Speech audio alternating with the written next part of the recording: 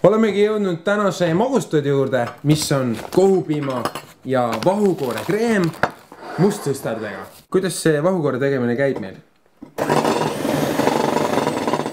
See natukene pritsib. Kuna meil ei ole suurt kaussi, siis me peame kätega kinni hoidma. Vähemalt lootust läheb juba. Pool vahukoortest ju kätte peal. Vaikselt hakkab vahukoor valmis saama. Küll parem oleks olnud, kui meil oleks olnud natukene suurem kauss.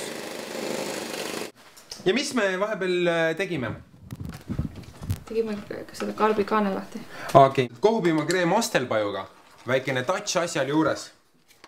Ja mul on tunne, et me segame nüüd selle vahukoorekese selle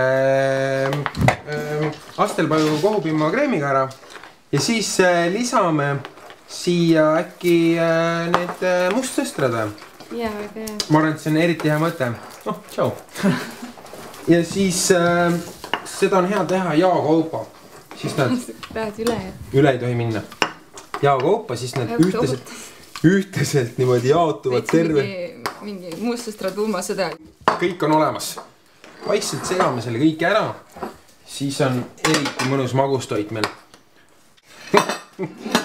Nii meile kahele, ma arvan, jätkub. Mis sa arvad, kas meile jätkub nendest või? Jah, ma arvan, jätkub teistele ka. Vaatame nüüd.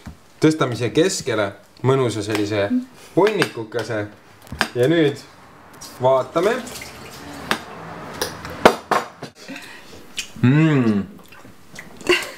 Eriti hea, kuidas maitseb? Väga hea. Head isu. Ja, sulle ka.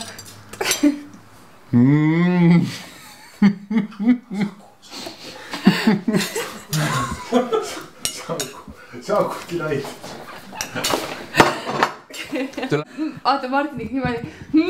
See on nii hea. Eriti cool. Joo. Mõjub hästi. On aega alla võtta küll, jah? Jah. Eriti cool. Head isu.